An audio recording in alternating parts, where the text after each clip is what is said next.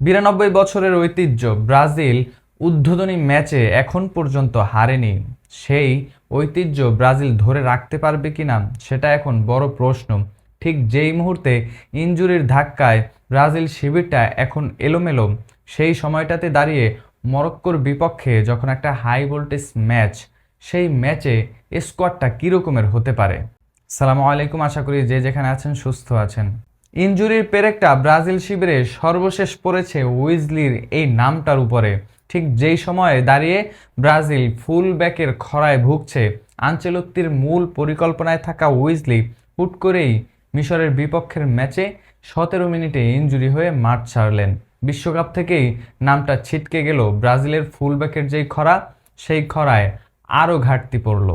এখন বড় প্রশ্ন হচ্ছে, মরক্কোর মতো একটা ডিফেন্সিভ স্টাইলে খেলা দলের বিপক্ষে, যারা কিনা এই মুহূর্তে আবার অষ্টম অবস্থানে রয়েছেন র্যাঙ্কিংয়ে, যেই দলটায় আশরাফ হাকিমের মতো নাম, যেই দল কাউন্টার অ্যাটাকে খুব বেশি পটু, সেই দলটাকে আটকে রাখা প্লাস স্কোর শিটে নাম লেখানো, এরকমের স্টাইলে একটা স্কোয়াড তৈরি করা, প্লেয়িং 11 তৈরি করা আনচেলত্তির বড় চ্যালেঞ্জ। আনচেলত্তির পরিকল্পনাটাই আসলে কীরকম? ব্রাজিলের ফ্রেন্ডলি ম্যাচগুলো এবং আনচেলত্তির ট্রেনিং সেশনগুলো পর্যবেক্ষণ করে আমাদের যেই স্কোয়াডটা আমরা আলোচনা করব, মিলিয়ে নিতে পারেন আপনিও কি তার সাথে একমত কিনা। গোলকিপারের অতন্ত্র প্রহরী হিসেবে এই ম্যাচে থাকছেন অ্যালিসন বেকার। দুই সেন্টার ব্যাক হিসেবে থাকবেন নিশ্চয়ই এই মুহূর্তে চ্যাম্পিয়ন্স লিগের ফাইনাল খেলা দুই সেন্টার ব্যাক গাব্রিয়েল ম্যাগালেস এবং মার্কুইনিস যেই দৃষ্টিকটুভাবে মিস পাস করে ব্রাজিলকে শেষ ম্যাচে গোল খাইয়েছেন, এরপরেও এই নামটাও থাকছেন সেন্টার ব্যাক হিসেবে। এবং ব্রাজিল শিবিরে এই মুহূর্তে সবচেয়ে ঘাটতি দুই ফুল ব্যাক, যেই কারণে ব্রাজিল এই বিশ্বকাপের যাত্রাটা বেশি দূর এগিয়ে যেতে নাও পারে দুই ফুল ব্যাকের সহযোগিতা না পাওয়ার কারণে। তাহলে এই দুই ফুল ব্যাকে থাকছেন কে? লেফট ব্যাকে ডগলাস সান্তোস শেষ ম্যাচে যেভাবে নজর কেড়েছেন তিনি থাকবেন, এবং রাইট ব্যাকে ইভানেজের জায়গাটা হয়ে যাবে। মিশরের বিপক্ষে শেষ ম্যাচে ইভানেস যেভাবে নজর কেড়েছেন এবং রক সলিড ডিফেন্স মুডটা দেখিয়েছেন, সেক্ষেত্রে এই নামটাও এই একাদশে জায়গা পেয়ে যাবে। ব্যাকআপ হিসেবে দানিলো আলেক্সান্দ্রোরা তো আছেনই। এই ম্যাচে ব্রাজিলের ফরমেশনটা হতে যাচ্ছে 4-4-2। ব্রাজিল ডিফেন্সিভ স্টাইলেই খেলা শুরু করবে এই বিশ্বকাপটা। সেক্ষেত্রে চারজন মিডফিল্ডার কে হতে যাচ্ছেন? মেইন ডিফেন্সিভ মিডফিল্ডার ডেস্ট্রয়ার হিসেবে আমাদের ক্যাসিমিরোই, কাশেম কাকা নামে পরিচিত, তিনি নিশ্চয়ই থাকছেন। তার পাশেই সেন্টার মিডফিল্ডার হিসেবে ব্রুনো গিমারেশ, এই নামটা এই মুহূর্তে সবচেয়ে বেশি প্রয়োজনীয় ব্রাজিল শিবিরের মিডফিল্ডের হিসেবে। এবং লেফট মিডফিল্ডার হিসেবে থাকছেন নিশ্চয়ই রাফিনহা। শেষ ম্যাচে এনরিককে দেওয়া যে অ্যাসিস্টটা, সেটা এই সাইডের আক্রমণ থেকেই এসেছে। রাইট উইংয়ের চেয়ে লেফট উইংয়ে রাফিনহাকে সাবলীল দেখা যায়, কেননা বার্সেলোনাতে তিনি এই সাইডেই খেলে থাকেন। সেক্ষেত্রে ভিনি এবং রাফিনহার মধ্যে যেই জুটিটা গড়বে, সেই জুটিটা রাফিনহা যদি এই সাইডে থাকে মিডফিল্ডার হিসেবে, তাহলেই সম্ভব। অপর সাইডে থাকবেন লুকাস পাকেতা।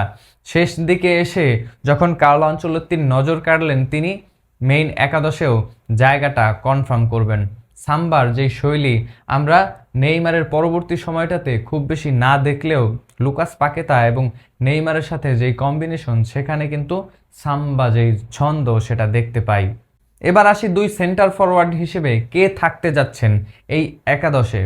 আমরা একটু আগেই বললাম রাফিনহার সাথে ভিনিসিয়াসের জুটিটা গড়ে ওঠার জন্য, যেই কম্বিনেশনটা গড়ে উঠবে সেটা ঠিক করার জন্য আমরা ভিনিসিয়াসকেই এই সাইডের স্ট্রাইকার হিসেবে দেখতে যাচ্ছি। ভিনিসিয়াসের পাশাপাশি আরেক স্ট্রাইকার হতে যাচ্ছেন ইগোর থিয়াগো। যদিও শেষ ম্যাচে অনেকগুলো মিস্টেক আমরা তার কাছ থেকে দেখতে পেরেছি, এরপরেও কার্লো আনচেলত্তি নাম্বার 9-এর জায়গায় তাকেই তিনি চয়েস করতে যাচ্ছেন এই ম্যাচে। সম্প্রতি ব্রাজিলের যে সমস্যাগুলো, ব্রাজিল যখন অ্যাটাকে যায়, ডিফেন্সের যে ফাঁকা জায়গাটা, সেই জায়গা থেকে প্রতিপক্ষ কাউন্টার অ্যাটাক করতে পারলে অনেকগুলো মিস্টেক হয়ে যায় ব্রাজিলের ডিফেন্সে, এবং সেখান থেকে প্রতিপক্ষ স্কোর পেয়ে যায়।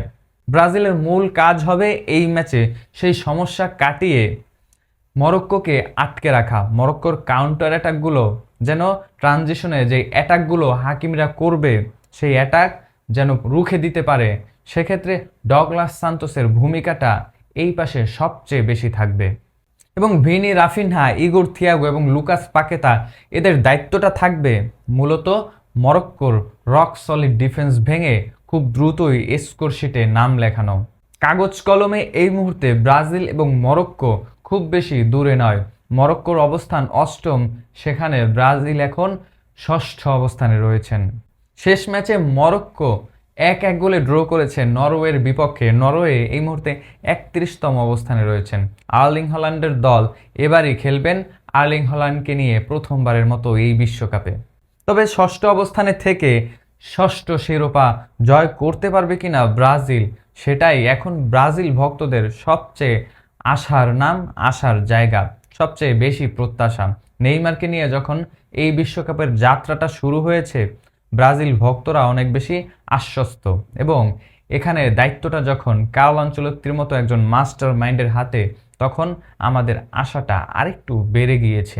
যদিও ফুলব্যাকের ঘাটতি এবং ছন্নছাড়া মিডফিল্ড, সেটা নিয়ে আমরা অনেক বেশি যে আশা করছি এই বিশ্বকাপে, সম্ভবত জেনজির এই বিশ্বকাপগুলো যেগুলো খেলেছে ব্রাজিল, এই বিশ্বকাপটাই সবচেয়ে কম আশা নিয়ে ব্রাজিল ভক্তরা টিভির পর্দার সামনে বসবে ব্রাজিলের খেলা দেখতে।